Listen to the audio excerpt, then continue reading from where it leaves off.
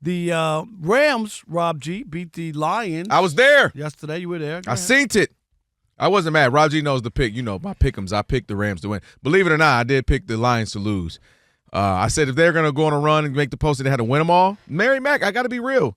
Said the one they can lose is to the Rams. Like, that's a better team. You can be like, hey, we lost to them. I'm okay with that. You can't lose to the Vikings. You can't Why lose to can't the a good team, if the beat a good team on a roll? That's what I'm saying. Yeah. I'm you saying why can't they? Yeah. I just don't think I don't think they losing, win that game, you feel way better about their chance of making Believe it or not, I like the way they played in that. But losing Brian Branch, the week we walking into that, I was like, that's just going to be tough, man.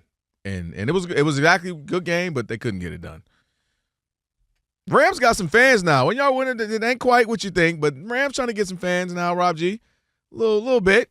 It's not a full house yet, but they're trying to get some fans in SoFi Stadium. Yeah, I mean, you guys talked about it. The MVP race heating up, and Matthew Stafford has been the favorite most of the season. Him and Drake May kind of battling it out right there. Matthew Stafford, surprise, surprise, supplanted himself once again as the odds-on favorite to win the NFL MVP. He's currently a heavy minus 300 favorite according to BetMGM. Lamar Mitchell, friend of the show. And if the way things are going on right now, of course, they got a big game this Thursday. Devontae Adams questionable with that hamstring injury.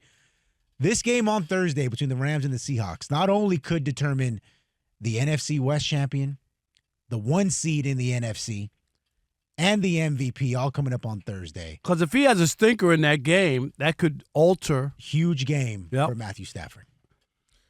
Rob, I watched that game. I was there, obviously, and I just saw Matthew Stafford continue to have a season like he's never had. And Matthew Stafford has had really good seasons before. And I think a couple of reasons why he did throw an interception to start the game, right? He did throw an interception. Yeah. I'm just saying. I know he threw an interception. I was there. He threw an interception, and he ended up throwing some other touchdowns, threw some amazing passes, obviously. Ended up with 300-plus yards, some 3 touchdowns, I believe it was. And right now continues to add. 2 touchdowns. Was it 2? Yeah. And added to his MVP candidacy. Couple of reasons why, to me. When you look at him and maybe, again, Josh Allen, who's in there now, you look at some of their stats. Now, they're obviously 2 different players. Matthew Stafford ain't running nowhere. He ain't chasing down an ice cream truck. But Josh Allen, of course, is one of the best, if not the best ever at kind of the duel. So, touchdowns, when you look at it, 25 passing touchdowns for Josh Allen, 37 for Matthew Stafford. 37. He only has 5 interceptions. He's having his best year ever, and he's having it at the advanced age of 37. Him and Sean McVay are really cooking up. He's got great weapons on the outside. They all got a little nicked up yesterday. We'll have to see how that plays out. He has a passer rating of 112. Couple of things also to note to me, which has him still looking down on everyone else, just by a hair on his chinny chin chin.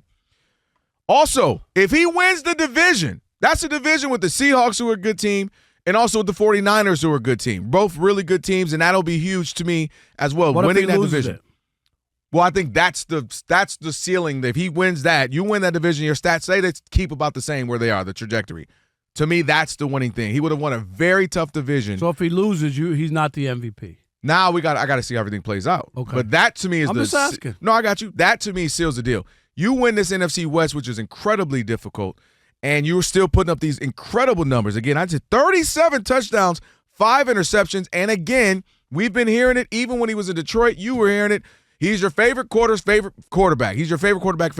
He's the guy, he's a gunslinger. Look at that arm. Most talented. Look at his passing ability. He finally will have an opportunity to add that to his award-winning trophy shelf at the house. And I think a lot of people would want to crown him that. I think a lot of people would enjoy that storyline. Look at the old man, the old gunslinger, having his best season ever at this advanced age, at 37. Getting maybe potentially the number 1 seed in the NFC. So I think that, to me, still keeps him ahead of anyone else, is the numbers themselves, which is incredible numbers. The fact they're leading division, possibly can win one of the toughest divisions in football. They might win their conference as well, tough conference as well. And so to me, he's the leading candidate right now, Matthew Stafford, still. Matthew Stafford lost the MVP yesterday. He is not the favorite to win the MVP. First of all, yesterday against the Lions, he didn't do anything special. Guess what? The Lions have given up 1,377 passing yards and 10 passing touchdowns their last 4 games. Opposing quarterbacks have thrown for at least 360 yards in 3 of the last 4 games. So he didn't do anything special. He's doing what everybody has done against the Lions. Here's why Matthew Stafford lost the MVP yesterday. Because we saw another game of the year from Josh Allen.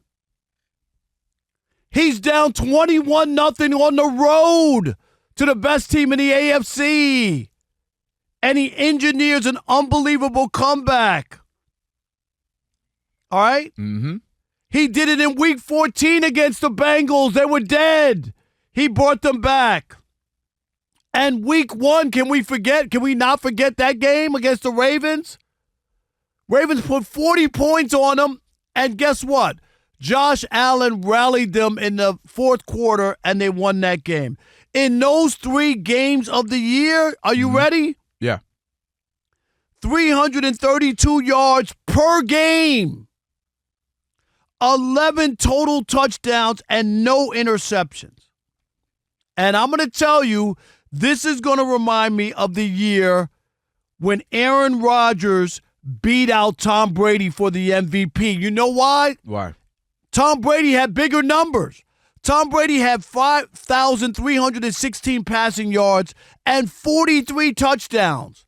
Aaron Rodgers had 4,115 yards and 37 touchdowns. They had the same record. But guess what? Aaron Rodgers had bigger wins. Rob G, they went to the desert, right? You remember? The Cardinals were 7-0 without Davante Adams, and he beat them. They beat the 49ers in San Francisco with 18 seconds to go. You remember that? Drove them down, kicked the field goal. Mm-hmm. That's what people look at. When did you win? What kind of wins did you have?